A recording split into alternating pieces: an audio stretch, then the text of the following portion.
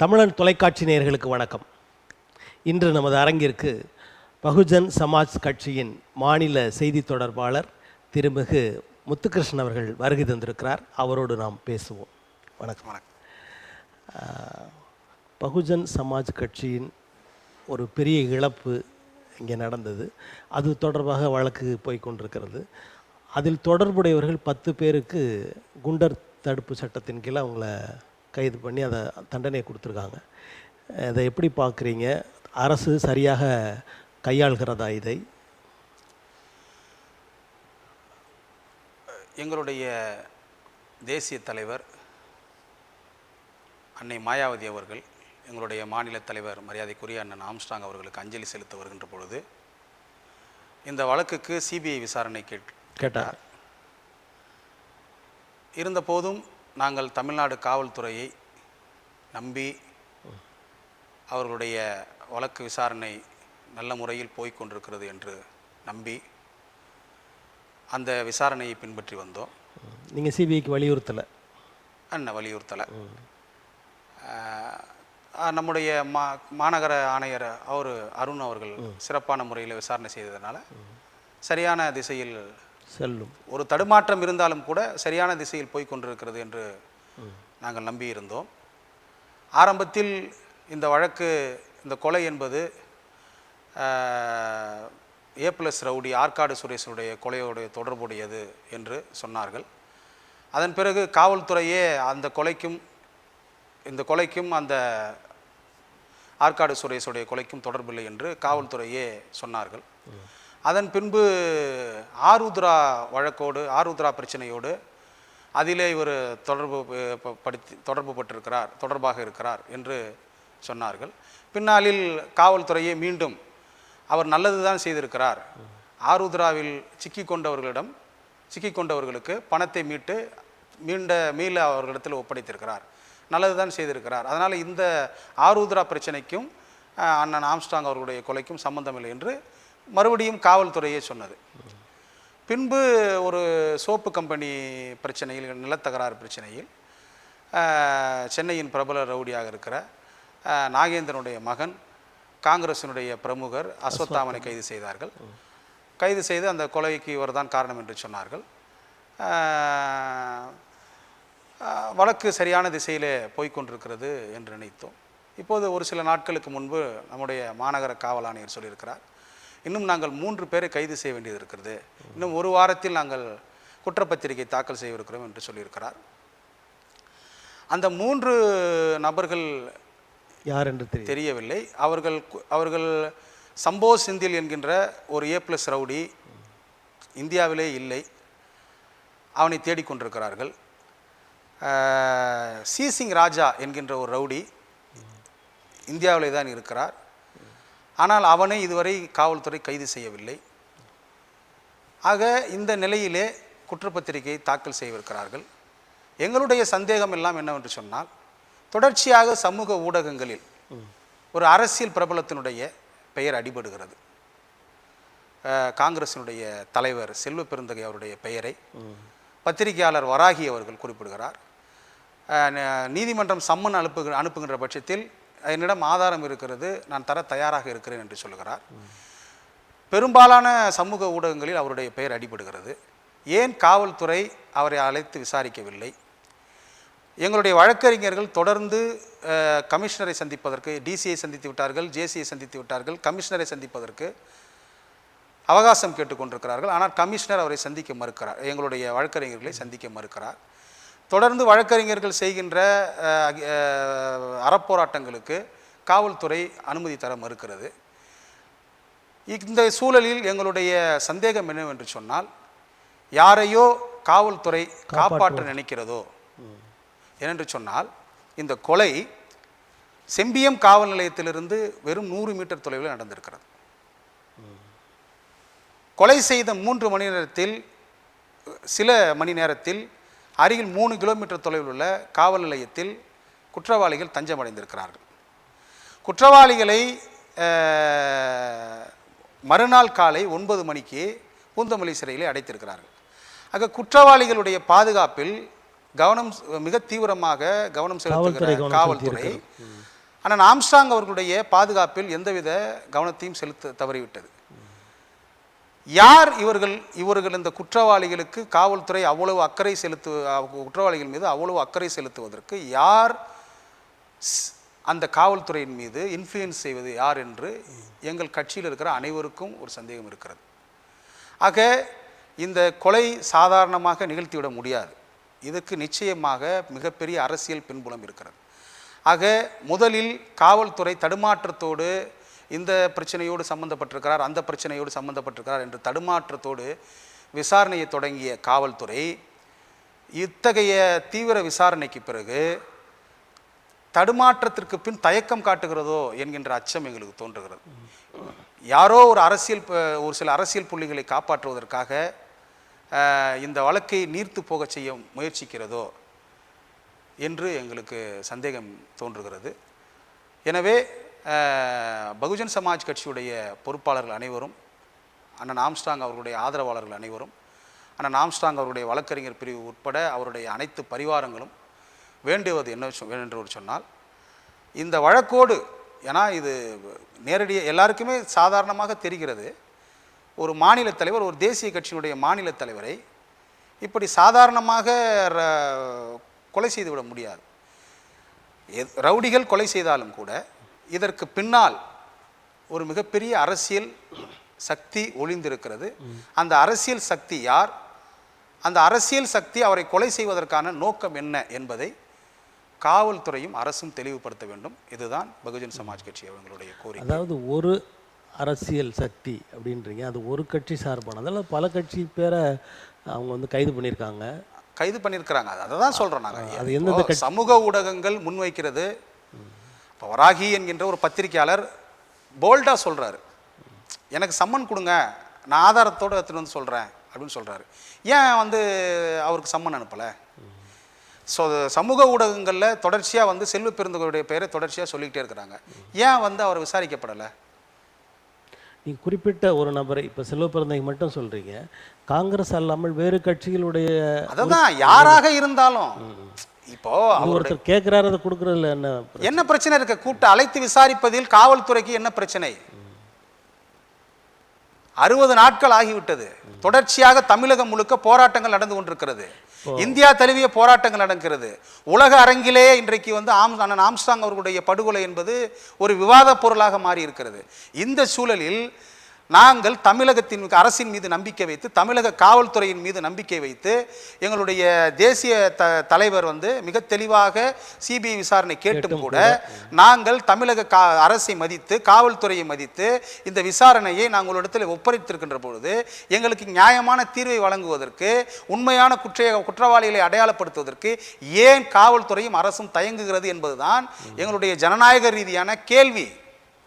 இப்போ அதாவது உங்கள் தலைவருக்கும் உங்களுடைய முன்னாள் தலைவர் செல்வ பெருந்தகை அவருக்கும் ஏதாவது பகை உணர்வு என்பது இல்லை.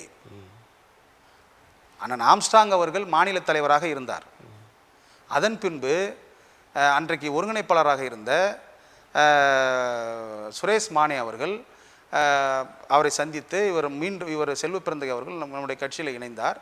இணைந்த பின்பு இருவரும் சகோதரத்துவத்தோடு தான் பயணம் செய்தார்கள்.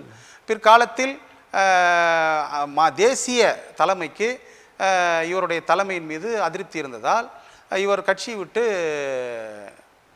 நீக்கப்பட்டார். இதுதான் இவர்களுக்கு இடையே இருந்த பிரச்சனை. மற்றபடி எந்த பகையும் அவர்களுக்குள்ள இருந்ததாக இல்லை. ஆனால் உங்கள் கட்சியை சார்ந்து உங்கள் கட்சி நிர்வாகிகள் நினைப்பது இது இருக்குமோ என்ற சந்தேகம் உங்களுக்கு இருக்கிறதா? அதாவது செல்வ பெருந்தகை இதில் சம்பந்தப்பட்டு, ஏனென்று சொன்னால் இந்த சம்பவத்தில் முக்கிய குற்றவாளியாக கைது செய்யப்பட்டிருக்கிற அஸ்வத்தாமன் அவர் காங்கிரசினுடைய முக்கிய பொறுப்பாளர், செல்வ பெருந்தகையினுடைய வலதுகரமாக செயல்பட்டார் என்று அரசியல் அரங்கிலே பேசப்பட்டவர். அப்படி இருக்கின்ற பொழுது ஏற்கனவே பகுஜன் சமாஜ் கட்சியில் இருந்தவர், அவர் அண்ணன் தலைமையை மாற்றி தலைமைக்கு வந்தவர், பிற்காலத்தில் வேறு இயக்கத்தில் போய் சேர்ந்தவர். இதையெல்லாம் ஒன்றுபடுத்தி பார்க்கின்ற பொழுது இதில் அவருக்கு தொடர்பு இருக்குமோ என்று ஐயம் ஏற்படுகிறது. எங்களுக்கு ஐயம் ஏற்படுகிறது. இந்த செல்வ பெருந்தகை இதில் தொடர்பில் இருக்கிறார் என்ற செய்தியை பகுஜன் சமாஜ் கட்சி முதலிலே சொல்லவில்லை. ஊடகங்கள் இதை ஊடகங்கள் பத்திரிகையாளர்கள் இவர் சம்பந்தப்பட்டிருக்கிறார் என்று சொன்னதின் அடிப்படையில் ஏன் அவரை அழைத்து விசாரிக்கக்கூடாது என்பதுதான் எங்களுடைய கேள்வியாக இருக்கிறது. அதற்கு பின்புலமாக இதெல்லாம் இருக்கலாம் என்று எங்கள் பொருத்தி பார்க்க தோன்றுகிறது. இப்போ தமிழகத்தில் ஒரு பெரிய இழப்புக்கு பின்னர் புதிய பொறுப்பாளர்கள் நியமிக்கப்பட்டிருக்க, எப்படி இருக்கிறது உங்களது கட்சி நிலை? முன்பை விட வேகம் எடுத்திருக்கிறது. எங்களுடைய மாநில ஒருங்கிணைப்பாளர், முதன்மை ஒருங்கிணைப்பாளராக பொறுப்பேற்றிருக்கிற மரியாதைக்குரிய அண்ணி பொற்கொடி சொல்லக்கூடாது, திருமதி ஆம்ஸ்ட்ராங். ஏன்னா அவங்க ஒரு வீரமிக்க பெண்மணி என்பதால் இந்த பழைய மரபுகளை உடைத்து ஒரு மாற்றத்தை நோக்கி பயணிக்கிற ஒரு புரட்சிகரமான பெண்ணாக இருப்பதால் அண்ணனை பிரிந்த ஒரு சில நாட்களிலேயே அவர் இனிமேல் என்னை பொற்கொடி என்று அழைக்கக்கூடாது, திருமதி ஆம்ஸ்ட்ராங் என்று தான் அழைக்க வேண்டும் என்று அறிக்கை கொடுத்தார். அந்த அளவிற்கு மிக தெளிவான ஒரு சிறப்பாக முடிவெடுக்கக்கூடிய நல்ல ஆளுமை மிக்க ஒரு ஒருங்கிணைப்பாளராக இன்றைக்கு எங்களுடைய அன்னியார் பொற்கொடி திருமதி ஆம்ஸ்ட்ராங் அவர்கள் எங்களுக்கு கிடைத்திருக்கிறார். அண்ணன் அவர்கள் எங்களை எந்த இடத்தில் இருந்து எப்படி எங்களை வழிநடத்தினாரோ அதைவிட ஒருபடி சிறப்பாக அவருடைய ஆளுமையோடு யாரையும் ஒப்பிட முடியாது, அவருடைய அறிவாற்றல் அவருடைய ஆளுமையோடு ஒப்பிட முடியாது. இருந்தாலும் கட்சி சார்ந்த பணிகளிலே தொய்வு ஏற்படக்கூடாது என்பதற்காக சிறப்பான முறையில் எங்கள் கட்சி பொறுப்பாளர் அனைவரையும் அரவணைத்து இன்றைக்கு அண்ணனுடைய இடத்திலிருந்து சிறப்பான முறையில் எங்களை வழிநடத்தி கொண்டிருக்கிறார். எங்களுடைய மாநில தலைவர் அவர்களும் கூட இன்றைக்கு அனைவராலும் ஏற்றுக்கொள்ளப்பட்டு ஒரு நல்ல சிறப்பான தலைவராக எங்களை வழிநடத்தக்கூடிய இடத்துல இருந்து நல்ல முறையில் கட்சி சென்று கொண்டிருக்கிறது. கட்சியிலிருந்து யாரும் எந்த அதிருப்தியோ எந்த டிஃப்ரென்ஸ் ஆஃப் ஒப்பீனியனோ இல்லாமல் எல்லோரும் அண்ணனோடு இருந்து எப்படி செயல்பட்டார்களோ அந்த அதே எண்ணத்தோடு அதே ஒற்றுமையோடு இன்றைக்கு எங்களுடைய அந்நியாரோடும் இருந்து பணி செய்து கொண்டிருக்கிறார்கள். கட்சிக்கு புது புது நபர்கள் சேர்ந்து கொண்டிருக்கிறார்கள். பல்வேறு இயக்கங்களிலிருந்து பிரிந்து, ஏனென்று சொன்னால் அண்ணனுடைய மரணத்திற்கு பிறகு அண்ணனுடைய பேச்சு, அண்ணனுடைய புகழ் என்பது ஊடகங்கள் வெளிச்சம் போட்டு காட்டியிருக்கிறது. அந்த அடிப்படையிலே பல்வேறு இயக்கங்களிலிருந்து பல்வேறு கட்சிகளிலிருந்து புது புது நபர்கள் தினமும் அந்நியாரை சந்தித்து மாநில தலைவரை சந்தித்து கட்சியில் இணைந்து கொண்டிருக்கிறார்கள். ஒரு சிறப்பான பாதையை நோக்கி எங்களுடைய கட்சி பயணம் செய்து கொண்டிருக்கிறது. 2026 சட்டமன்ற தேர்தலுக்கு ஏறத்தாழ இன்னும் 600 நாட்கள் இருக்கிற நிலையில் எல்லா கட்சிகளுமே, தமிழகத்தில் இருக்கிற எல்லா கட்சிகளுமே அந்த எல்லையை நோக்கி நகர்கின்றன, சட்டமன்ற அந்த தேர்தலுக்கான வேலைகளை செய்கின்றன அப்படின்ற ஒரு சூழல் நம்ம பார்க்குறோம். உங்கள் கட்சி அதில் எந்த அளவில் இருக்குது? எங்களுடைய கட்சி இப்போது கட்டமைப்பு பணிகள், விளம்பர பணிகள் இதெல்லாம் ஈடுபட்டு கொண்டிருக்கிறது. எங்களுடைய கட்சி பணியை பொறுத்தளவு தமிழ்நாட்டிலே ஒரு வளர்கிற இயக்கம், வளர்கின்ற கட்சி, சித்தாந்தத்தின் அடிப்படையில் வளர்கின்ற கட்சி இருந்தபோதும் தேர்தல் என்பது, ஆட்சி அதிகாரம் என்பது எங்களுடைய இறுதி இலக்காக இருக்கிற காரணத்தினால் தேர்தல் பணி என்பதும் கட்டமைப்பு பணி என்பதும் நல்ல முறையில் நடந்து கொண்டிருக்கிறது. முக்கியமாக உள்ளாட்சி தேர்தலை குறிவைத்து கடந்த முறை பல இடங்களில் நம்முடைய கட்சியை சார்ந்தவர்கள் நகர்மன்ற உறுப்பினர்களாகவும் ஊராட்சி மன்ற தலைவர்களாகவும் தேர்வு செய்யப்பட்டு எங்களுடைய தேசிய தலைவரை சந்தித்து ஆசி பெற்றார்கள்.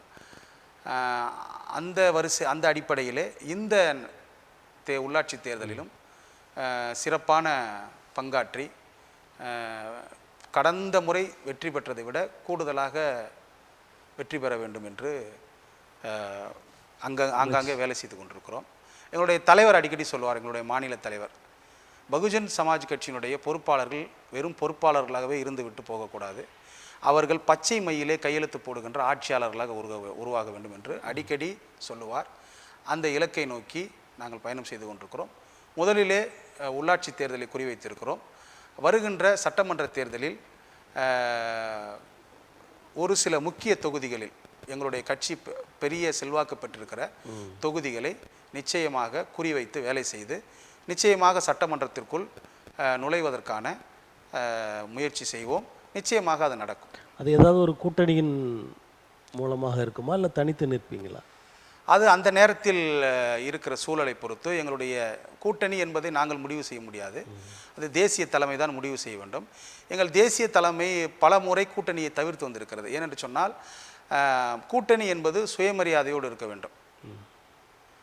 நம்ம போய் மணிக்கணக்கில் ஒருத்தங்க ஒரு அலுவலகத்தில் கட்சி அலுவலகத்தில் போய் காத்திருந்து அவங்க ஒரு 6 மணி நேரம் 7 மணி நேரம் காக்க வச்சு மற்ற கட்சிகள் எல்லாம் பேசி சீட்டு கொடுத்துட்டு கடைசியாக அவங்களுக்கு 1 சீட்டு 2 சீட்டு அப்படின்ற இடத்துல இருக்கக்கூடாது. கூட்டணி என்றால் அது சுயமரியாதையோடு இருக்க வேண்டும். அந்த எங்களுடைய கட்சி சுயமரியாதையோடு நடத்தப்பட வேண்டும். அப்படி இருக்கிற இடத்தில் தான் கூட்டணி வைக்க சொல்லி எங்களுடைய தேசிய தலைவர் அனுமதி கொடுத்திருக்கிறார். அப்படி ஒரு சூழல் இங்கே ஏற்பட்டால் பெகன்ஜி மாயாவதி அவர்களுடைய தலைமையை தேசிய அளவில் இங்கே இருக்கிற கட்சிகள் அங்கீகரித்தால், எங்களுடைய கட்சி மாநில தலைமையை சுயமரியாதையோடு நடத்தி எங்களுக்கான அங்கீகாரத்தை கொடுத்தால் நாங்கள் நிச்சயமாக கூட்டணி சேருவதற்கான வாய்ப்பு இருக்கிறது. அப்படி இல்லாத பட்சத்தில் நாங்கள் எங்களுடைய அரசியல் பயணமே பெரும்பாலும் கூட்டணி இல்லாமல் பயணிக்கிற அமைப்பு தான். எங்களுடைய அமைப்பு என்பது எங்களுடைய தேசிய தலைவர் சொல்வதைப் போல இது ஒரு மிஷினரி இயக்கம். பாபா சாஹேப் அம்பேத்கர் சொன்னார், 1944ஆம் ஆண்டு சென்னைக்கு வந்தபோது சொன்னார், நாம் இந்த நாட்டை ஆள வேண்டும், இது உங்கள் வீட்டு சுவர்களில் எழுதி வைங்கள் என்று சொன்னார். அதே கருத்தை 4 ஆண்டுகள் கழித்து உத்தரப்பிரதேசத்திலே லக்னோவிலே பாபா சாஹேப் அம்பேத்கர் ஏப்ரல் 25ஆம் தேதி சொன்னார், அனைத்து துன்பப் பூட்டுகளுக்கும் திறவுகோல் ஆட்சி அதிகாரம்தான். பிற்படுத்தப்பட்ட மக்களும் பட்டியலின மக்களும் ஒன்று சேர்ந்து இந்த நாட்டினுடைய ஆட்சி அதிகாரத்தை கைப்பற்றுங்கள், அனைத்து துன்பப் பூட்டுகளுக்கும் திறவுகோல் ஆட்சி அதிகாரம்தான் என்று சொன்னார். அந்த அடிப்படையிலே நாங்கள் கட்சிகளை ஒருங்கிணைக்காமல் சமூகங்களை மக்களை ஒருங்கிணைக்கிறோம். எங்களுடைய தேசிய தலைவர் மானியவர் காஞ்சிராம் அவர்கள் சோஷியல் இன்ஜினியரிங் என்கின்ற ஒரு தத்துவத்தை அரசியலிலே புகுத்தியவர். பல சமூகங்களை ஒருங்கிணைத்து இந்த இயக்கத்தை வளர்த்ததோடு அல்லாமல் ஆட்சி அதிகாரத்தை கைப்பற்றியவர். ஐயா அவர்கள் அடிக்கடி சொல்லுவார், இந்தியாவிலே நான் 600 சாதிகளை இணைத்தேன், 600 சாதிகளை இணைத்து பகுஜன் சமாஜ் கட்சியை இந்தியாவினுடைய 3வது பெரிய தேசிய கட்சியாக மாற்றியிருக்கிறேன். இன்னும் கூடிய விரைவில் 1000 சமூகங்களை நான் இணைக்கவிருக்கிறேன். அப்படி இணைக்கின்ற பொழுது இந்தியாவினுடைய முதல் தேசிய கட்சியாக பகுஜன் சமாஜ் கட்சி தான் இருக்கும். பகுஜன் சமாஜ் கட்சி தான் இந்த நாட்டினுடைய ஆட்சி அதிகாரத்தை கைப்பற்றும் என்று சொல்வார்கள். ஆக அந்த அடிப்படையிலே நாங்கள் தலைவர்களோடோ கட்சிகளோடோ கூட்டணி அமைப்பதை பிரதானப்படுத்தாமல் மக்களோடு சமூகங்களோடு கூட்டணி அமைத்து இந்த நாட்டினுடைய ஆட்சி அதிகாரத்தை கைப்பற்றுவதற்கான பணியை செய்வோம். தமிழ்நாட்டில் புதிதாக கட்சி தொடங்கி இருக்கிற நடிகர் விஜய் அவர்கள் ஒரு கதவு எங்களுக்கு திறந்திருக்கிறது அப்படின்னு சொல்கிறாரு. மாநாடு நடத்த போகிறாரு. அவர் பக்கமாக நிறைய இளைஞர்கள் திரள்கிறார்கள் என்ற செய்தியும் வருகிறது. அவருடைய அரசியல் பிரவேசத்தை நீங்கள் எப்படி பார்க்கிறீர்கள்?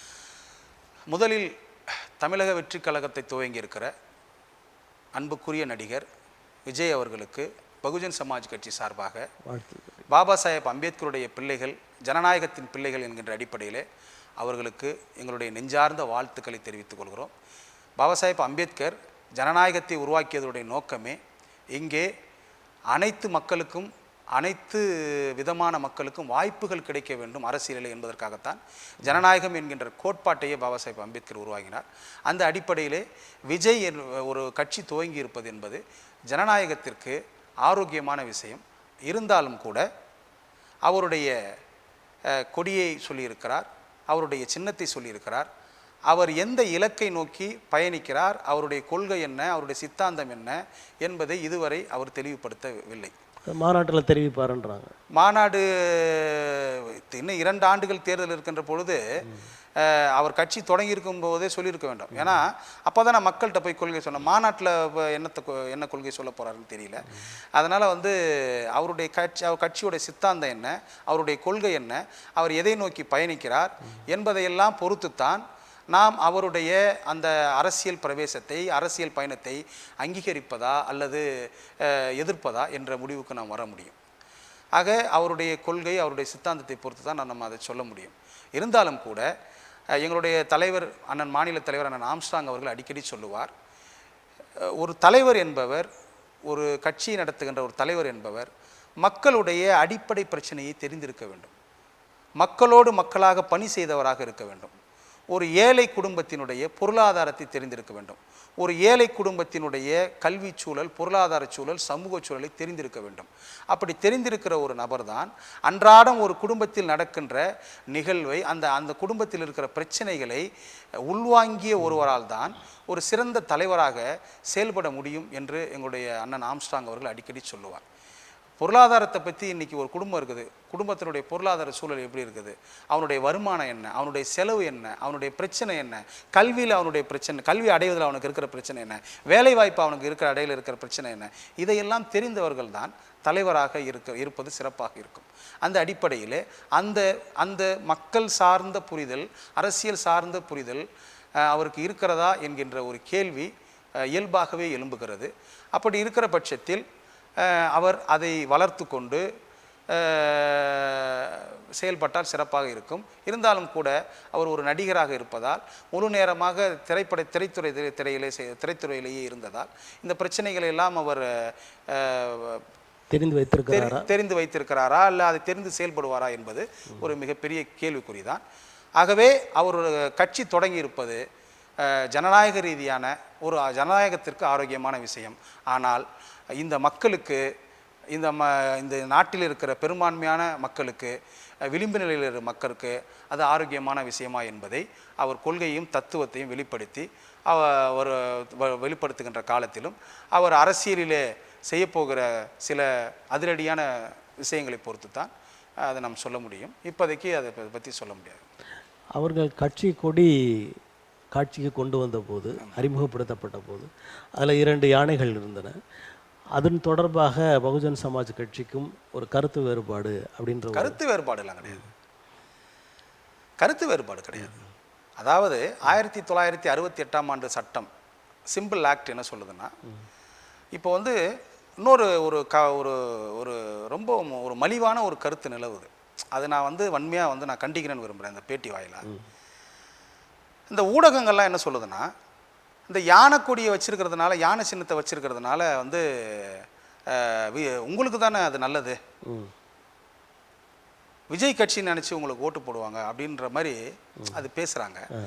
அது ரொம்ப அருவருப்பான ஒரு ஸ்டேட்மெண்ட்டாக நான் பார்க்குறேன்.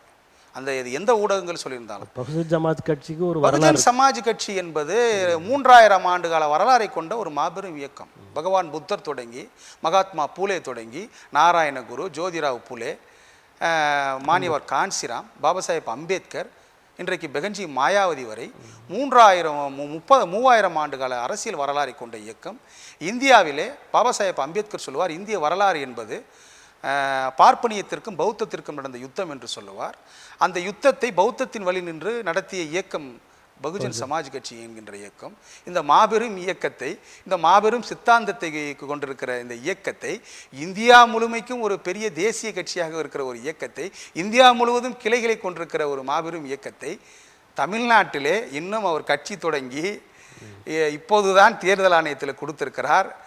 தேர்தல் ஆணையத்தில் கொடுத்து இன்னும் அது அவர் தேர்தல் ஆணையத்தின் விதிமுறைப்படி 6% வாக்கு 6-7% வாக்குகளை 8% வாக்குகளை பெற்றால்தான் 8% வாக்குகளையோ அல்லது 6% வாக்குகளை பெற்று ஒரு எம்எல்ஏவோ 6% வாக்குகளை பெற்று ஒரு எம்பியோ பெற்றால்தான் ஒரு மாநில கட்சி என்கின்ற அங்கீகாரத்தையே பெற முடியும்.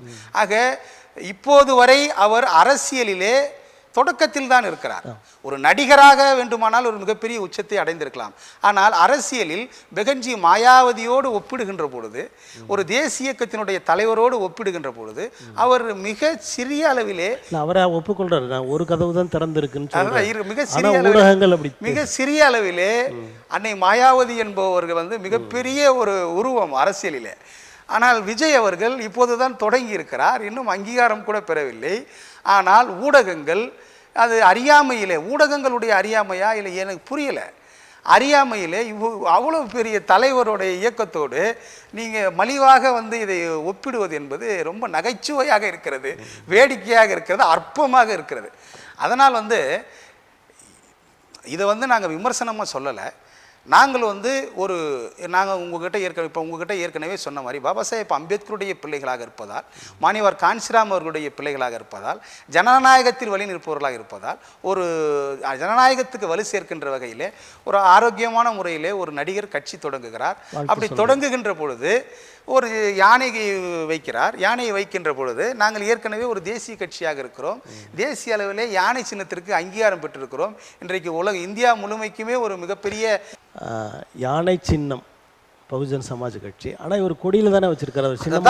அதை முடிவெடுக்க வேண்டியது விஜயோ அல்லது பகுஜன் சமாஜ் கட்சியுடைய பொறுப்பாளர்களோ அல்ல, தேர்தல் ஆணையம். நாங்கள் ஜனநாயக அடிப்படையிலே ஒரு சகோதரத்துவத்தோடு இது போல நாங்கள் ஏற்கனவே எங்கள் கட்சியுடைய எங்களுடைய சின்னமாக இருக்கிறது. எங்கள் கட்சி கொடியிலே யானையை நாங்கள் பதிவிட்டிருக்கிறோம்.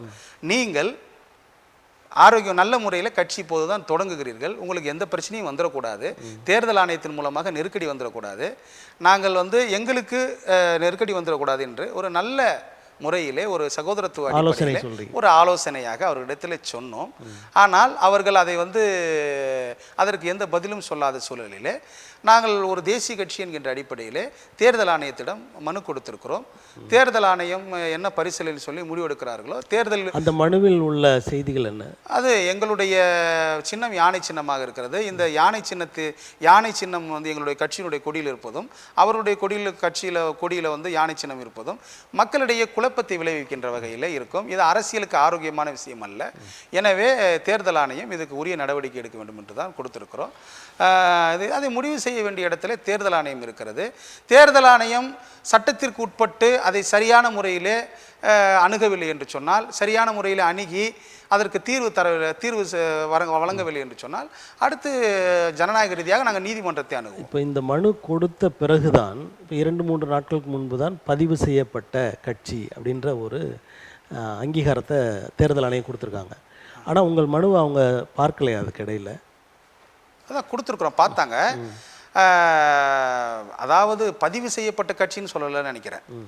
அதாவது எந்த அப்ஜெக்ஷனும் இல்லை அவங்க கட்சி தொடங்குறதுக்கு அப்படின்ற மாதிரி ஏதோ சொல்லியிருப்பாங்க போல இருக்கு. அதை போவோம், பிற்காலத்தில் பதிவு செய்யப்பட்ட கட்சின்னு சொல்லியிருக்காங்க. அப்படியா? அதுதான், அது ஒரு எங்களுக்கு மகிழ்ச்சியாக இருக்குதுன்னு அவர் விஜய் சொன்னார். அப்படிங்களா? அது உங்களுடைய மனுவை முழுவதுமாக அவங்க பரிசீலனை பண்ணவில்லை என்று எடுத்துக்கொள்ளலாமா?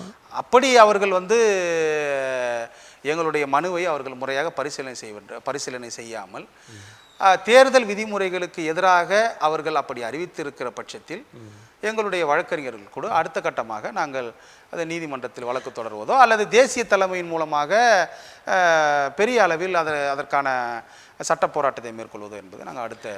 அந்த தேர்தல் ஆணையம் உயிருள்ள உயிர்களை கொண்ட அந்த சின்னங்களை கொடுக்க மாட்டோம், அது கேட்கக்கூடாதுன்ற ஒரு சரத்து இருப்பதாக சொல்கிறாங்க. அப்படி இருக்கும்போது உங்களுக்கு இருக்கிற யானை சின்னத்தை இவங்களுக்கு இந்த சின்னத்தை ஒதுக்குவார்கள் என்ற உறுதி இல்லைல்ல? யானை சின்னத்தை அவங்க தலைகீழ நின்னா கூட அவங்களுக்கு ஒதுக்க முடியாது. அவங்க இந்த வாகைப்பூவை சின்னமாக கேட்பதாக தகவல் வருகிறது. யானை சின்னம் என்பது அது எங்களுடைய சின்னம். யானை சின்னம் நாங்கள் நீங்கள் வீண் குழப்பம் வேண்டான்னு சொல்கிறதுக்காக குழப்பம். அதாவது யானை சின்னம் என்பது இந்திய Baba Saheb Ambedkar schedule cost federation என்கின்ற ஒரு கட்சியை தொடங்குகிறார்.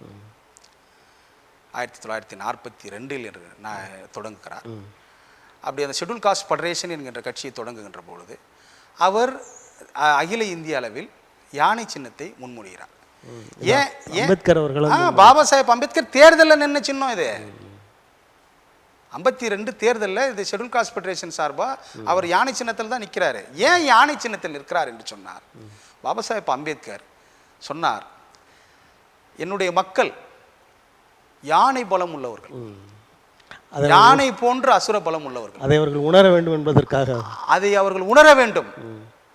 என் மக்கள் காட்டு யானை போல அசுர பலம் உள்ள என் மக்களை இன்றைக்கு சனாதன சக்திகள், மனுவாத சக்திகள் அவர்களுடைய பலத்தை அம்பலப்படுத்தாமல் ஒரு கோயில் யானையை சங்கிலியிலே கட்டி எப்படி அதற்கு பயிற்சி கொடுத்து இந்த சங்கிலியை உன்னால் அறுத்தெறியவே முடியாது, நீ இந்த சங்கிலிக்கு கட்டுப்பட்ட ஒரு உயிரினம் என்று அந்த யானையை கடைசி வரை உளவியல் ரீதியாக பலவீனப்படுத்தி அந்த யானையை கடைசி வரை இந்த சங்கிலிக்கு கட்டுப்பட்டவர்களாக போக முடியாத வைத்திருக்கிறார்களோ அளவுக்கு வச்சிருக்காங்க. அதை போல என் மக்களுடைய பலத்தை அவர்கள் உணராதபடி இந்த சனாதான சக்திகள் சாதி கட்டமைப்பு வர்ணாசிரம கோட்பாடு என்னும் சங்கிலியால் கட்டி அவர்கள் மீது மூட நம்பிக்கைகளை திணித்து நம்மளால் முடியுமா சாமி, எங்களால் படிக்க முடியாது சாமி, எங்கள் தலையெழுத்தே இதுதான், நாங்கள்லாம் இது வேலையை செய்ய பிறந்தவங்க தான், நாங்கள் இந்த இழிவான வேலையை செய்ய பிறந்தவங்க தான், எங்களை இந்த மக்களை நம்ப வைத்து சனாதானம் என்கின்ற சங்கிலியால் கட்டி வைத்திருக்கிறார்கள். ஒரு நாள் எங்கள் மக்கள் பலம் பெறுவார்கள், ஒரு நாள் எங்கள் மக்கள் இந்த அவர்களுடைய பலத்தை உணர்வார்கள், அப்போது அவர்கள் அந்த சங்கிலியை அறுத்தெறிவார்கள். அறுத்தெறிகின்ற பொழுது அந்த யானையை கட்டுப்படுத்துகின்ற சக்தி வேறு யாருக்கும் கிடையாது என்ற அர்த்தத்தில்தான், என்ற சிந்தனையில்தான் பாபா சாஹேப் அம்பேத்கர் அவர்கள் யானை சின்னத்தை பெற்றார். அந்த யானை சின்னம் ஷெட்யூல் காஸ்ட் ஃபெடரேஷனுக்கு பிறகு கிடைக்கவில்லை. அதன் பிறகு அது இந்திய குடியரசுக் கட்சியினுடைய சின்னமாக இருந்தது. இந்திய குடியரசுக் கட்சிக்கு தேசிய அங்கீகாரம் ரத்து செய்யப்படுகின்ற பொழுது இந்திய குடியரசுக் கட்சியிடமிருந்தும் அந்த யானை சின்னம் போனது. இறுதியாக மானியவார் கான்சிராம் பாபா சாஹேப் அம்பேத்கருடைய உண்மையான மகன், பாபா சாஹேப் அம்பேத்கருடைய எண்ணத்தை புரிந்த ஒரு மாபெரும் தலைவர் இந்த கட்சிக்கு தலைமை ஏற்கின்ற பொழுது முதல் வேலையாக பகுஜன் சமாஜ் கட்சியினுடைய சின்னமாக 1996 தேசிய அளவிலே இந்த கட்சியை தேசிய கட்சியாக மாற்றி யானை சின்னத்தை மீட்டு எடுத்து வந்தார். இவ்வளவு பெரிய வரலாறு. நாங்கள் எப்படி யானை விட முடியும்? யானை எங்களுடைய சித்தாந்தம், யானை எங்களுடைய சித்தாந்தம், எங்களுடைய கொள்கை. பாபா சாஹேப் அம்பேத்கருடைய கனவு, மானியவர் கான்சிராமுடைய கனவு சாதாரணமாக விட்டு கொடுத்துட்டு போக முடியுமா? அப்போ நாங்கள் எங்களுடைய போராட்டம் என்பது எங்களுடைய கொள்கை ரீதி, எங்கள் கொள்கைக்கு பிரச்சனை வரும் என்ற அடிப்படையில் நாங்கள் இது குறித்து நாங்கள் பேச வேண்டியது இருக்கிறது. இப்போ தமிழ்நாட்டில் இந்த அரசியல் நிலவரங்களை எல்லாம் தாண்டி மகாவிஷ்ணு என்பவர் அந்த அசோக் நகரில் பெண்கள் மேல்நிலைப்பள்ளியில் பேசிய பேச்சுகள் பரவலாக பேசப்பட்டு வருகிறது. அவரை கைது பண்ணியிருக்காங்க. இதை பற்றி தங்களது கருத்து என்ன? அதாவது மகாவிஷ்ணு என்பவர் ஒரு மோட்டிவேஷனல் ஸ்பீக்கர் என்று சொல்கிறாங்க. மோட்டிவேஷனல்னா என்ன? ஒரு தன்னம்பிக்கை வளர்க்கிறது. யாருக்கு தன்னம்பிக்கை வளர்க்கணும்? மாணவர்களுக்கு. ஒரு மாணவன் மோட்டிவேஷனல் கிளாஸில் ஏன் உட்கார்றான்னா, அவன் உளவியல் ரீதியாக பலவீனமாக இருக்கக்கூடாது. ஒருவேளை அவன் உளவியல் ரீதியாக பலவீனமாக இருந்தால் அந்த மோட்டிவேஷனல் ஸ்பீக்கருடைய பேச்சை கேட்டு பலம் பெற வேண்டும் என்பதுதான் மோட்டிவேஷனல் என்ற வார்த்தைக்கு அர்த்தம். ஆமாம். அங்கே நடந்தது மோட்டிவேஷனல் கிளாஸா? நீங்கள் சொல்லுங்கள். நீங்கள் போன ஜென்மத்தில் பண்ண பாவம் தான் நீங்கள் இப்படி பிறந்திருக்கிறீங்க, நீங்கள் போன ஜென்மத்தில் பண்ண பாவம் தான் இதை அனுபவிக்கிறீங்க, இது மோட்டிவேஷனா? இது மத பிரச்சாரம். இந்த மத பிரச்சாரம் என்பது நீ தனியாக ஸ்கூல் கட்டி செய். மகாவிஷ்ணு அவங்க சொந்த காசில் செலவு பண்ணி ஒரு பள்ளிக்கூடம் கட்டி அங்கே மாணவர்களை சேர்த்து நீ என்ன வேணால் காவி துணியை போட்டு நீ என்ன வேணால் பண்ணிக்க. ஒரு அரசு பள்ளி, ஒரு அரசு இந்திய அரசமைப்பு சட்டத்தின் வழி நின்று செயல்படுகின்ற அரசினுடைய பள்ளியில் நீ போய் எப்படி நீங்கள் போய் சொல்லுவீங்க? அதை அவருக்கு ஆதரவாக பேசுகிறவர்கள் என்ன சொல்கிறாங்க? அவர் திருக்குறளை தானே சொன்னார், திருக்குறள் அப்படி தானே சொல்லப்பட்டிருக்கிறது அப்படின்னு சொல்கிறாங்க. அதுதாங்க நான் ஏற்கனவே சொல்லிட்டேன், மோட்டிவேஷனல் கிளாஸ். திருக்குறள்னா 1000 இலக்கியங்கள் நிறைய இலக்கியங்கள் இருக்குது, புரியுதுங்களா? எல்லா இலக்கியத்திலே இருக்கிற எல்லா விஷயங்களையும் அப்படி ஏற்றுக்கொள்ள முடியாது. இன்றைக்கு சூழ்நிலை என்ன? இன்னைக்கு தலைமுறை வேற இடத்தை நோக்கி போயிட்டு இருக்குது. இன்னைக்கு சாதாரணமாக மாணவர்கள்லாம் 100 மாணவர்கள் சேர்ந்து வானத்தில் ராக்கெட் விட்டுட்டு இருக்காங்க சமீபத்திய செய்தி. அப்படி இருக்கிற பட்சத்தில் ஒரு மோட்டிவேஷனல் ஸ்பீக்கர் ஒரு பலவீனமான ஒரு மாணவ மன ரீதியாக பலவீனமாக இருக்கிற ஒரு மாணவ சமூகத்தை பலப்படுத்த வேண்டும். அங்கே போய் மேலும் மேலும் அவர்களை பலவீனப்படுத்துகின்ற செய்தியை, தகவல்களை சொல்லக்கூடாது. மறுஜென்மம் கர்மா இதெல்லாம் உங்களை போய் சொல்ல சொன்னாங்களா? அதாவது திராவிட மாடல் ஆட்சி நடக்கிறது. அந்த ஆட்சியில் இம்மாதிரியான பேச்சாளர்களை உள்ளே கொண்டு வருகிறார்கள் என்றால் இந்த ஆட்சிக்கு எதிரான அதிகாரிகள் இருக்கத்தான் செய்கிறார்கள் சொல்ல முடியும். அதாவது நீங்கள் தயவு செஞ்சு நீங்கள் இதை திராவிட மாடல் அப்படின்னா நீங்கள் பெரியாரை வச்சு கனெக்ட் பண்ணி சொல்கிறீங்களா? அதாவது நேர்மையோடு நாம் பேசுவோம். பெரியார் ஏன் இந்து மதத்தை எதிர்த்தார்? இந்து மதத்தை எதிர்த்தாரா, இந்து துவாவை எதிர்த்தாரா? இந்துத்துவா தான் எடுத்திருப்பாரு. இல்ல இந்து இந்து மதத்தையும் அவர் கடவுள், ஆமாம், கடவுள் என்ற கான்செப்டே எதிர்த்தார்ல, எதிர்த்தாரா இல்லையா? கடவுளை எதிர்த்தவர், இந்து கடவுள்களை எதிர்த்தவர், இந்து கடவுள்களை விமர்சனம் செய்தவர், இந்து மத புராணங்களை டாரா கிழித்தவர், தீட்டு கொளுத்திய ஆமாவா இல்லையா? புராணங்களை அவர் விமர்சனம் செய்தாரா இல்லையா? செய்தார். எதுக்குடா கடவுளுக்கு 2 பொண்டாட்டி 4 பொண்டாட்டின்னு கேட்டாரா இல்லையா? அதை சொல்லுங்க. அப்படி வந்த இயக்கம் தானே திராவிட இயக்கம். அப்படி வந்த இயக்கம் தானே திராவிட இயக்கம். உண்மையா இல்லையா?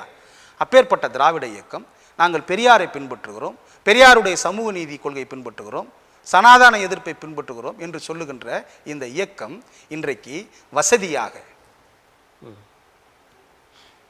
எங்களுடைய தலைவர் அண்ணன் ஆம்ஸ்ட்ராங் அவர்கள் சொல்லுவார், பிள்ளையார் ஒரு பிள்ளையாரை வந்து பெரியார் அவர்கள் செருப்பால் அடிக்க போனார், இன்னைக்கு வீதிக்கு வீதி பிள்ளையார் வந்துருச்சா இல்லையா? பிள்ளையார் வந்துருச்சு. அப்போ கடவுள் மறுப்பு கொள்கை, கடவுள் எதிர்ப்பு கொள்கை பேசுகிற திராவிட அரசியல் இன்றைக்கு அவர்களுடைய அரசியல் வசதிக்காக, அவர்களுடைய நலத்திற்காக மிக வசதியாக நாங்கள் இந்துத்துவாவை, இந்து மதத்தை எதிர்த்து பேசியவர்கள் அல்ல, இந்துத்துவாவை எதிர்த்து பேசியவர்கள் என்று சொல்கிறார்கள்.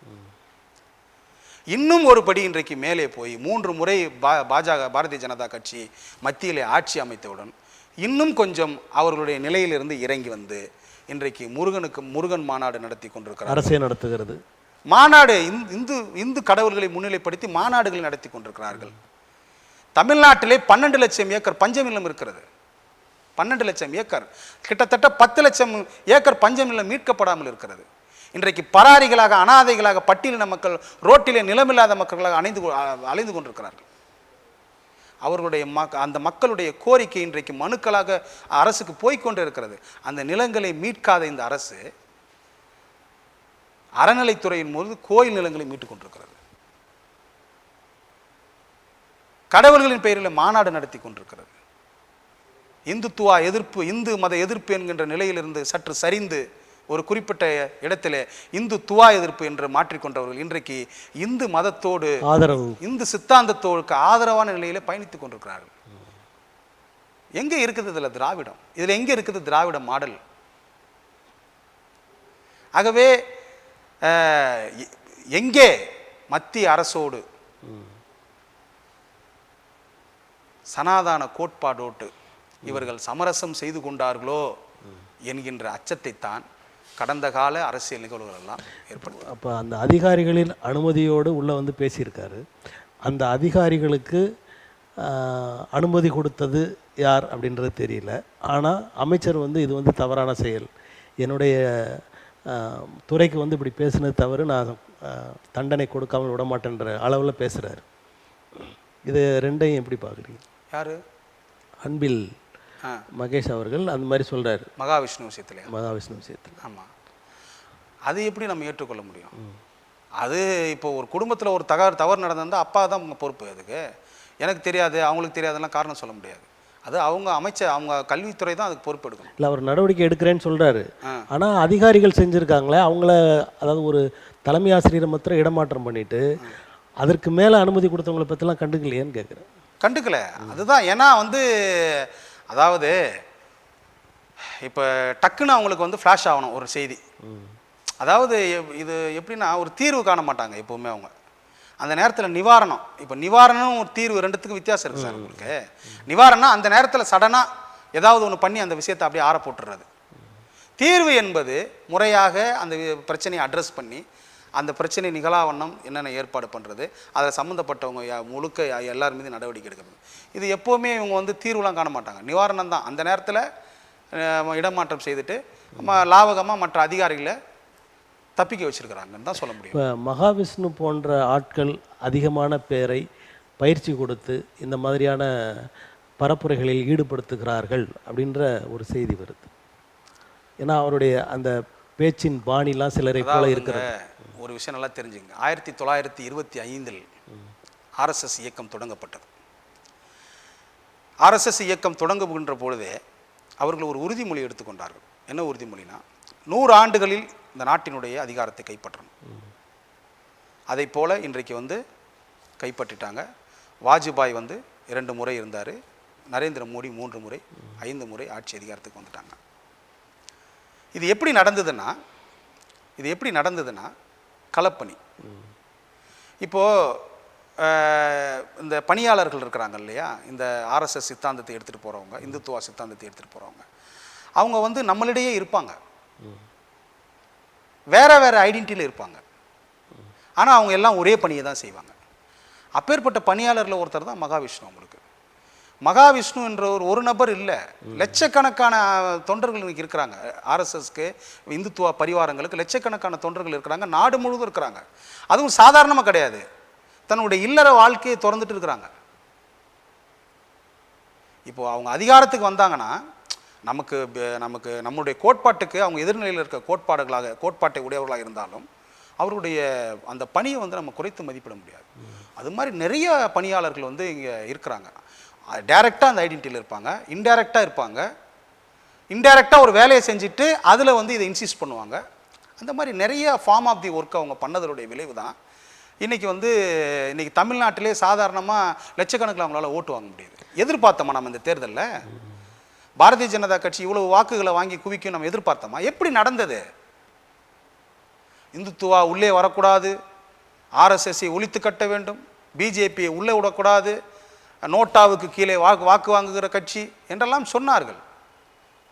ஆனால் அந்த பிஜேபியை வளராமல் இருப்பதற்கு ஏதாவது உறுதியான நடவடிக்கைகளை இந்த திராவிட கட்சிகள் எடுத்திருக்கிறதா? இல்லை. இவர்கள் சொன்ன பிறகுதான் மிகப்பெரிய வளர்ச்சியை பிஜேபி இந்துத்துவ சக்திகள் இன்றைக்கு அடைந்திருக்கிறது. இப்போ இந்த திராவிட கட்சிகள் மறைமுகமாக பாரதிய ஜனதாவுடன் நெருக்கம் காட்டுகின்றன அப்படின்னு சொல்ல வரீங்க. அதில் ஏதாவது உங்களுக்கு சந்தேகம் இருக்குதா? கடந்த கால நிகழ்வுகள் அதெல்லாம் நமக்கு மெய்ப்பித்து காமிச்சிருக்குது. ஆனால் 2 பேருமே அவர்களை எதிரியாக பேசுகிறார்கள், பொது தளத்தில் அவங்கள கண்டித்து பேசுகிறாங்களே. சார், தமிழக மக்கள் 100 ஆண்டு கால வரலாறு இங்கே இருக்குது. திராவிட சித்தாந்தத்தினுடைய வரலாறு. திராவிட கட்சிகள் வேண்டுமானால் தங்களுடைய நிறத்தை, அடையாளத்தை நீர்த்து போக செய்திருக்கலாம். ஆனால் இது திராவிட மண், சமூக நீதி மண். அதில் யாருக்கும் மாற்று கருத்து வேண்டாம். இங்கே சமூக நீதிக்கு பேசின மண் இது. சுப்ராயிலு ரெட்டி தொடங்கி 1920 சுப்ராயிலு ரெட்டி தொடங்கி இன்றைக்கி ஸ்டாலின் வரைக்கும் 100 ஆண்டு கால பாரம்பரியம் இருக்குது. இங்கே ஆரம்பத்தில் இருந்தவங்க தந்தை பெரியாரை வந்து நீங்கள் எப்படி நீங்கள் இப்போ பெரியாரை வந்து இப்போ இருந்திருந்தாருன்னா இதெல்லாம் செய்வாரா? செய்ய மாட்டார். அப்போது பெரியார் விதைத்த விதை, பெரியாருடைய அர்ப்பணிப்பு, பெரியாருடைய தியாகம், பெரியாருடைய சமூக பணி இங்கே வேரோடி போயிருக்கிறது. அதனால் இந்த மக்கள் மதவாத சக்திகளால் நாம் எப்போதும் துண்டாடப்படக்கூடாது. நாம் வந்து இங்கே வந்து ஒற்றுமையோடு இருக்க வேண்டும், மதவாத சக்திகளுக்கு இடம் கொடுக்கக்கூடாது என்று சப்கான்சியஸாகவே ஒவ்வொரு குடும்பத்தில் இருக்கவங்களுக்கும் இருக்குது. அப்படி இருக்கின்ற பொழுது இவர்கள் பேச்சளவில் முற்போக்கு, திராவிட சித்தாந்தம், ஏன்னா அப்போ தான் மக்கள் வந்து மக்களை கவர முடியும். அப்படி செய்தாலும் கூட மறைமுகமாக அவர்கள் இந்துத்துவா சக்திகளை ஆதரிக்கிறார்களோ என்று தான் நமக்கு ஐயம் கொள்ள தோன்றுகிறது. இப்போ இந்த மகாவிஷ்ணு வழக்கில் அவரோட அந்த சிக்கலில் நீங்கள் என்ன நீதி எதிர்பார்க்குறீங்க? எப்படி இருக்கணும், அரசு எப்படி நடந்து கொள்ளணும்னு எதிர்பார்க்குறீங்க? முதலில் சமய பிரச்சாரம், இது வந்து ஒரு சமய பிரச்சாரம். அவர் பண்ணது வந்து ஒரு சமய பிரச்சாரம். சமய பிரச்சாரம் வந்து தடுக்கணும்னு நம்ம யாரும் சொல்லலை. அவங்க யார் விருப்பப்படுறாங்களோ அவங்க இடத்துல போய் செஞ்சுக்கிட்டோம். இது மாதிரி இன்ஸ்டிடியூஷனலில் ஒருத்தர் ஸ்பீச் கொடுக்க போகிறாருன்னா அவருடைய மெட்டீரியல் என்ன, அதை முதல்ல வந்து அதிகாரிகள் வந்து பரிசீலனை பண்ணணும். முக்கியமாக தலைமை ஆசிரியர் பரிசீலனை பண்ணணும். மாணவர்கள்ட்ட இந்த நிகழ்வு கூட அந்த தலைமை ஆசிரியர் கேட்குறாங்க, அவருக்கு அது சொல்கிறாரு, இவங்க பிள்ளைகளுக்கு வேண்டியதை சொல்லுங்கன்னு சொல்கிறாங்க. அப்படி இருந்து மீறி தானே அவர் வேறையே சொல்கிறார். இல்லை, அது அவங்க இது முன்னாடியே அவங்க செஞ்சுருக்கணுன்றேன் சார். இப்போ ஒரு ஸ்கூலில் வந்து ஒரு பாடத்திட்டம் சிலபஸ்ன்னு சொல்கிறோம்ல சார், அந்த சிலபஸை தாண்டி அதனால் டீச்சர் பாடம் நடத்த முடியுமா? ஏன் வந்து சிலபஸ்ன்ற ஒரு விஷயத்தை நம்ம ஃபிக்ஸ் பண்ணுறோம்? மாணவர்களுக்கு இந்த விஷயத்தை மட்டும்தான் நம்ம சொல்லணும், இதை தாண்டி எதுவும் சொல்லக்கூடாது. ஏன்னா மாணவர்கள் டைரெக்டாக பசுமரத்தாணி போல் இந்த செய்தி போய் அவங்க மனதில் பதிய போகுது. கூடுதலாகவோ குறைத்து மாணவர்களுக்கு வந்து தவறான தகவல்கள் சொல்லக்கூடாதுன்னு தானே அதுக்கு ஒரு நூல் ஆய்வாளர்கள் நூல் ஆசிரியர்கள்லாம் போட்டு குழு போட்டு அந்த புத்தகத்தை தயார் பண்ணுறோம். அப்படி இருக்கும்போது ஒரு டைரெக்டாக மாணவர்களோட பேசக்கூடிய ஒரு நபர் வருகின்ற பொழுது அவர் என்ன மெட்டீரியல் வச்சுருக்கிறாரு என்பதை கல்வித்துறை, கல்வியில் இருக்கிற இயக்குனர்கள், துணை இயக்குனர்கள், அதுக்கு அடுத்து இருக்கிற அதிகாரிகள், டிஇஓ இவங்ககிட்டலாம் வந்து அவங்க அந்த மெட்டீரியலை கொடுத்து அதை பரிசீலனை பண்ணி இது வந்து சரியானதா, நேர்மையானதா, யார் மனதையும் புண்படுத்தாததா, குழந்தைகளுக்கு ஏற்புடையதா என்பதை தெரிந்து தான் அவங்க பேசணும். இப்போ 12வதுக்குள்ளே படிக்கிற மாணவர்களுக்கு இந்த ரீபர்த் கான்செப்ட் வந்து தேவையா? எதுக்கு சார் 1வது படிக்கும்பொழுது ஆடு மேய்க்கிற கதையை நம்ம கற்றுக் கொடுக்குறாங்க? 2வது படிப்படியாக தானே சார் அது. அவன் கற்றுக்கணுன்னா கூட வெளியில் போய் கற்றுக்கிட்டான். உனக்கு ஸ்கூலில் போய் உனக்கு கற்றுக் கொடுக்க சொன்னாங்களா அந்த விஷயத்த? அதனால் வந்து மாணவர்களுக்கு எது ஏற்றதோ, மாணவர்களுக்கு எது உகந்ததோ அதை அதை செய்ய வேண்டியது தான் கல்வித்துறை அதிகாரிகளுடைய வேலை, கல்வித்துறை அமைச்சருடைய வேலை, தலைமை ஆசிரியருடைய வேலை. இன்னும் ஒரு செய்தியும் சொல்கிறாங்க. அதாவது இந்த பள்ளிக்கு 1,00,000 ரூபாய் அவர் நிதி கொடுத்தாரு அப்படின்னு சொல்கிறாங்க. அதை எப்படி பார்க்குறீங்க? அதுதான் சார், இப்போ ஒரு விஷயம் நல்லா தெரிஞ்சுக்கங்க. ஒரு கார்ப்பரேட் யுகமாக இது மாறிடுச்சு.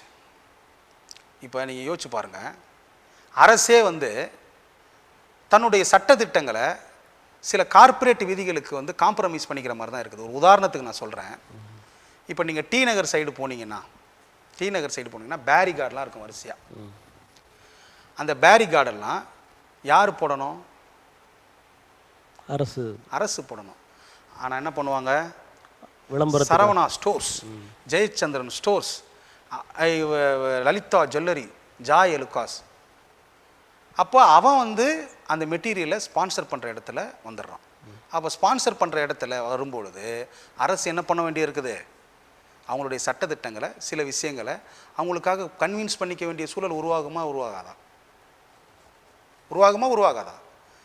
அதை போலத்தான் இந்த டொனேஷன், இன்ஸ்டியூஷனுக்கு டொனேஷன் கொடுக்குறேன், காசு கொடுக்குறேன் அப்படின்னு சொல்லுகின்ற பொழுது அவங்க வந்து இதெல்லாம் பரிசீலிக்கிறதே இல்லை. அது மாணவர்களுக்கு சரியான விஷயமா, சரியில்லாத விஷயமா? ஐயோ 1 லட்சம் கொடுக்குறீங்களா, கொடுங்க. அடுத்த முறை 2 லட்சம் கொடுங்க, முடிஞ்சால் 5 லட்சம் கொடுங்க. இதை தான் அவங்க மோட்டிவாக வச்சுருக்கிறாங்க. ஒரு அரசோடைய வேலை என்ன? கல்வித்துறைக்கு ஒரு ஆசிரியர் அதுவும் அந்த பள்ளிக்கூடத்துலேருந்து தனியார் நிறுவனத்திடம் வந்து கையேந்தி நிதி பெறுறாங்கன்னா அப்போ எவ்வளோ பலவீனமாக இருக்குது அந்த கல்வி நிலையம், கல்வித்துறை எவ்வளோ பலவீனமாக இருக்குது. ஆக இதெல்லாம் சரி செய்யணும். பள்ளி கல்வித்துறையில் அதாவது ஒப்பந்த அடிப்படையில் சில அறக்கட்டளைகளுக்கு சில திட்டங்களையெல்லாம் கொடுக்குறாங்க. அதில் பெரும்பாலான அறக்கட்டளைகள் இந்துத்துவா தொடர்பான அறக்கட்டளைகள் தான். அதில் வந்து அவங்க தான் செயல்படுத்துகிறாங்க, அவங்க தான் அதை பண்ணுறாங்கன்னு சொல்கிறாங்க. இதை நீங்கள் எப்படி பார்க்குறீங்க? ஆமாம், அவங்க தான் சார். அவங்க இங்கே பாருங்கள் சார், எங்கே வாய்ப்பு கிடைக்குதோ அதை மிகச்சரியாக பயன்படுத்தக்கூடியவர்கள். புரியுதுங்களா? ஒரு உதாரணத்துக்கு ஒரு விஷயம் சொல்கிறேன். இன்றைக்கி வந்து உத்தரப்பிரதேசத்தில் மாயாவதி அம்மா ஒரு மிகப்பெரிய ஒரு தலைவராக உருவாகி வந்தாங்க. மேஜராக அங்கே உத்தரப்பிரதேசத்தில் ஷெட்யூல் காஸ்ட்னா சமார் மக்கள் தான் மேஜராக இருக்கிற மக்கள். இடையில வந்து இந்த உயர்ந்த சாதின்னு சொல்லிக்கிறவங்களுக்கு சீட்டு கொடுத்தாங்கன்ற அந்த இதை அதை சொல்ல வரல, இதை சொல்கிறேன். என்னென்னா அந்த ஷெட்யூல் காஸ்ட்டுக்குள்ளேயே நிறைய பிரிவுகள் இருக்குது.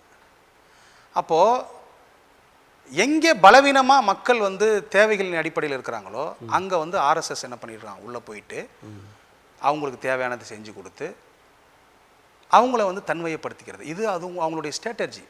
அப்படித்தான் இப்போது அறக்கட்டளைகள்லாம் அவங்க நிறைய வச்சுருக்கிறாங்கன்னா காரணம் என்னென்னு கேட்டிங்கன்னா, அரசோடு இணைந்து வேலை செய்யல என்னென்னா தன்மையப்படுத்தி கொள்ளுதல், கிடைக்கிற வாய்ப்புகள்லாம் தன்மையப்படுத்திக்கொள். அங்கெல்லாம் வந்து அந்த ஆர்எஸ்எஸ் மயமாக்குறது. அந்த சூழ்ச்சியை அரசு புரிந்து கொள்ளவில்லையா, இல்லை புரிந்தும் அப்படியே இருக்கா?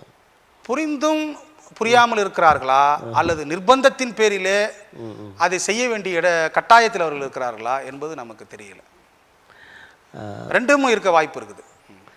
தங்களது மதிப்புமிகு நேரத்தை தமிழன் தொலைக்காட்சிக்கு தந்து மக்களிடம் கருத்துக்களை பகிர்ந்தமைக்கு எங்களது மனம் கனிந்த நன்றி. நன்றி. நேயர்களே, அடுத்த நிகழ்வில் வேறொரு ஆளுமையுடன் சந்திப்போம். நன்றி, வணக்கம்.